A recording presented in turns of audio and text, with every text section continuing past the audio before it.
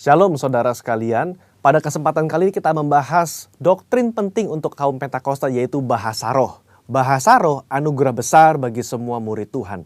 Di luar sana ada banyak pertanyaan dan perbincangan mengenai bahasa roh. Dan pada kesempatan kali ini kita membahas 3 pertanyaan yang sering ditanyakan oleh jemaat. Yang pertama, apakah bahasa roh bisa dipelajari? Nah saudara, jawabannya adalah tidak. Bahasa roh tidak bisa dipelajari. Secara konsisten dalam Alkitab kita melihat orang itu harus dipenuhi oleh karunia Roh Kudus. Lalu secara otomatis mereka akan berkata-kata dalam bahasa roh. Dalam Kisah Rasul pasal 2 ayat yang keempat, maka penuhlah mereka dengan Roh Kudus. Lalu mereka mulai berkata-kata seperti yang diberikan oleh roh itu kepada mereka. Nah saudara lihat, mereka harus dipenuhi oleh karunia Roh Kudus, baru mereka berkata-kata dalam bahasa roh. Contoh kedua, dalam Kisah Rasul 10 ayat 44-46. Ketika Petrus berkhotbah di keluarga Kornelius, maka turunlah Roh Kudus dari atas lalu memenuhi keluarga Kornelius. Dan mereka berkata-kata dalam bahasa roh. Jadi saudara, kita jelas bahwa bahasa roh itu secara otomatis diberikan langsung oleh Roh Kudus, bukan oleh manusia.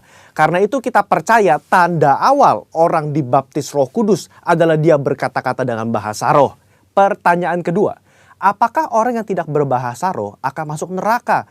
Jawabannya jelas tidak saudara. Kenapa? Karena urusan surga dan neraka itu mengenai keselamatan. Dan orang percaya kita selamat by grace through faith. Karena kasih karunia melalui iman. Tidak ada indikasi mengenai bahasa roh. Meskipun begitu, orang percaya akan kehilangan manfaat besar kalau mereka tidak berbahasa roh. Ada beberapa manfaat yang dijelaskan oleh Alkitab. 1 Korintus pasal 14 ayat yang keempat mengatakan begini. Mereka yang berbahasa roh sedang membangun dirinya sendiri. Kata membangun di situ menggunakan kata oikodomeo. Artinya seperti orang membangun tembok. Batu bata demi batu bata dibangun sampai menjadi tembok yang kokoh.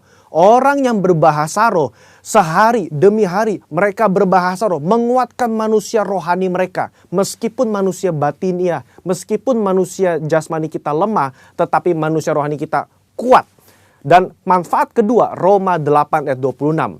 Dikatakan roh juga membantu dengan berdoa untuk kita kepada Allah. Dengan keluhan-keluhan terdalam yang tidak terucapkan. Nah saudara, seringkali di rumah ketika kita berdoa kita kehabisan kata-kata untuk berdoa dalam bahasa Indonesia mungkin. Tetapi ketika kita berbahasa roh kita bisa berdoa terus menerus sampai roh itu mengeluarkan keluhan terdalam kepada Bapa mewakili kita semua. Pertanyaan ketiga, apakah semua orang bisa berbahasa roh? Jawabannya adalah ya. Kita kaum Pentakosta meyakini semua orang percaya yang lahir baru yang mau mereka bisa berbahasa roh. Fondasi firman-Nya ada dalam 1 Korintus 14 ayat yang kelima. Paulus mengatakan, aku suka supaya kamu semua berkata-kata dengan bahasa roh. Bapak Ibu, ada kata-kata semua di situ yang artinya semua orang yang mau pasti bisa berbahasa roh. Itu pun keinginan Paulus selaras dengan janji Tuhan di Yoel 2 ayat 28-32. Pada hari terakhir aku akan mencurahkan rohku ke atas semua manusia. Dan janji Tuhan dalam Markus 16 ayat yang ke-17. Tanda-tanda ini akan menyertai semua orang yang percaya.